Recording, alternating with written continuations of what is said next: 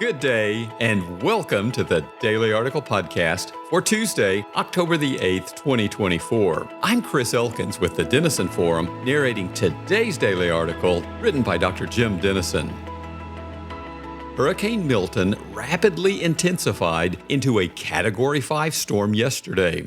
The center of the monster storm could come ashore Wednesday in the Tampa Bay region, which has not seen a direct hit by a major hurricane in more than a century. Forecasters are warning of the highest storm surge ever predicted for the region. Ahead of the devastation that is likely tomorrow, I want to think with you about some faith questions as we seek hope in these hard days. The English poet John Keats called our fallen planet a vale of soul-making. Yesterday, I suggested that God uses natural disasters to show us our need to seek the Lord and His strength from Psalm 105, verse 4, and to grow in holiness as a result. Inherent in this worldview is the claim that some suffering is necessary for spiritual maturity, such as a kite needs wind to climb higher. When Paul was afflicted with a thorn in the flesh in 2 Corinthians 12, verse 9, for example, he chose to boast all the more gladly of my weakness, so that the power of Christ may rest upon me. It is also true, though not in the case of innocent suffering, that much evil in the world is the consequence of misused free will. As C.S. Lewis notes in The Problem of Pain, quote, "The possibility of pain is inherent in the very existence of a world where souls can meet.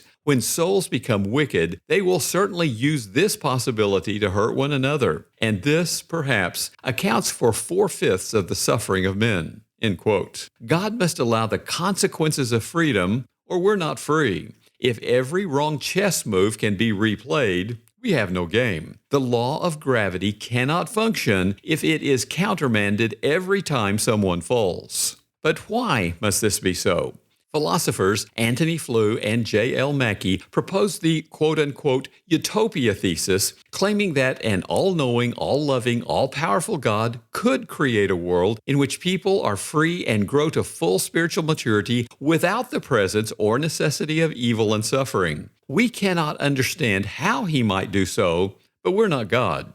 One response is that even God is not obligated to do what is logically impossible, such as making a rock so big He cannot move it, or two mountains without a valley in between. It is illogical that even He could create a utopia in which humans are truly free, but they never misuse such freedom. But here's my problem with this response. Such a utopia is precisely how the Bible describes heaven. Revelation 7 verses 9 and 10 pictures a great multitude that no one could number, crying out in a loud voice, "Salvation belongs to our God who sits on the throne and to the Lamb." Worship, our expression of love and adoration for God, is the central activity of heaven. But love must be a choice, which requires freedom of will, even in heaven.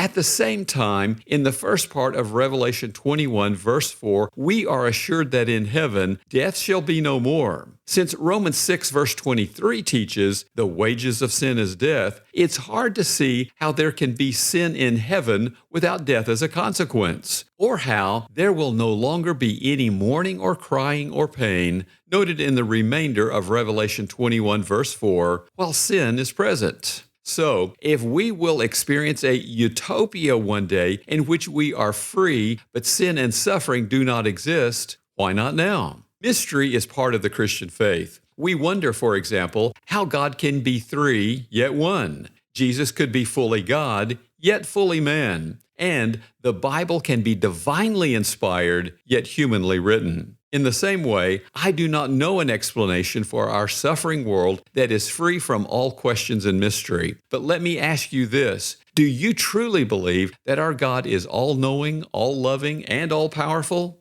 Then by definition, He must always know what is best for us, want what is best for us, and therefore do what is best for us. Now we have a choice. We can view His nature through the prism of events, or view events through the prism of His nature. I choose the latter with the prayer from Mark 9, verse 24, "I believe, help my unbelief."